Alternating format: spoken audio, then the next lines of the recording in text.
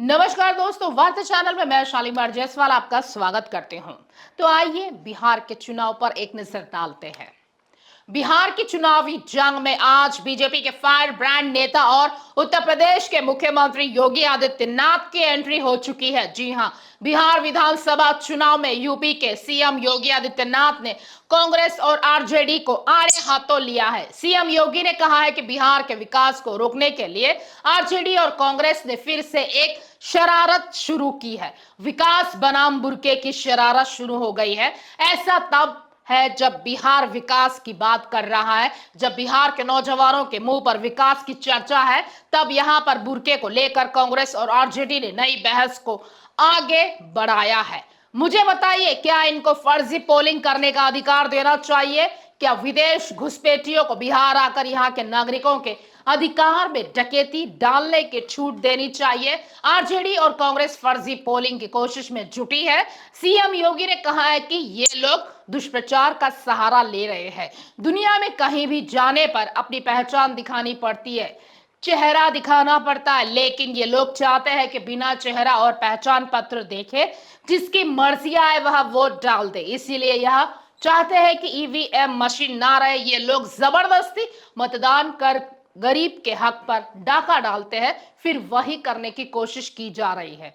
तो आइए देखते हैं इस पर हमारी एक खास रिपोर्ट।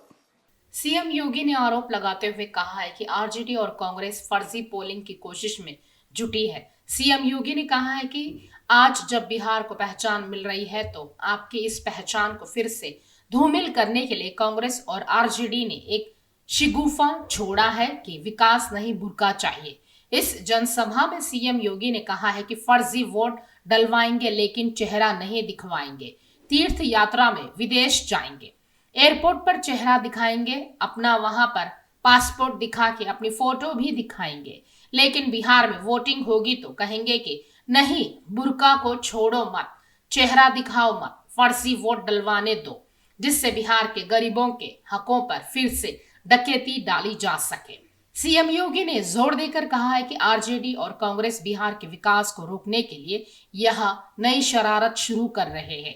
आप लोगों को सावधान रहने की जरूरत है, किसी के बहकावे में मत आइए। अब इनकी साजिश को सफल नहीं होने देना है। बिहार के सामने कांग्रेस और आरजेडी ने पहचान का संकट खड़ा किया था। याद करिए, इन लोगों ने हर जिले में एक बड़ा माफिया पाल डाला। ये लोग यहाँ का पैसा दुनिया के बैंकों में जमा करके आने वाली कई पीढ़ियों के लिए खजाना वहां भर देते थे। लेकिन अब पीएम मोदी ने कहा है कि भ्रष्टाचार नहीं चलेगा, माफिया राज नहीं चलेगा, और जो भी भ्रष्टाचार फैलाएगा, गरीब के हक पर डकैती डालेगा, उसकी जगह जेल में होगी। सीएम योगी ने आगे कहा है कि 1990 से 2005 तक बिहार के जंगल राज और वंशवादी राजनीति के बारे में कौन नहीं जानता।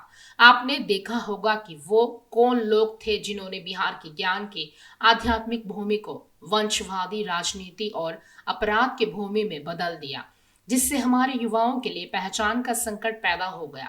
उन्होंने कहा है कि विकास के नाम पर यहाँ किस तरह अराजकता फैलाई गई, यहाँ किसी से छिपा नहीं है। बिहार में युवाओं के सामने पहचान के संकट के बीच जो लोग राज्य के लिए कुछ करना चाहते थे, वे पलायन कर गए। उत्तर प्रदेश के मुख्यमंत्री योगी ने आगे कहा है कि पिछले 20 वर्षों में राष्ट्रीय जनतांत्रिक गठबंधन राजग सरकार ने बिहार को उस कलंक से मुक्त करने के लिए प्रभावी ढंग से काम किया है। आज बिहार की डबल इंजन सरकार इसे और भी प्रभावी ढंग से आगे बढ़ाने की अपील करने के लिए फिर आई है। उत्तर प्रदेश और बिहार के बीच संबंधों पर प्रकाश डालते हुए उन्होंने कहा है कि उत्तर प्रदेश और बिहार का रिश्ता सिर्फ एक रिश्ता नहीं है, यह एक साझी विरासत है, यह एक आत्मा का बंधन है, एक संस्कृति का बंधन है और एक संकल्प का भी बंधन है। यह रिश्ता भगवान राम और माता जानकी के बंधन जितना ही अटूट है।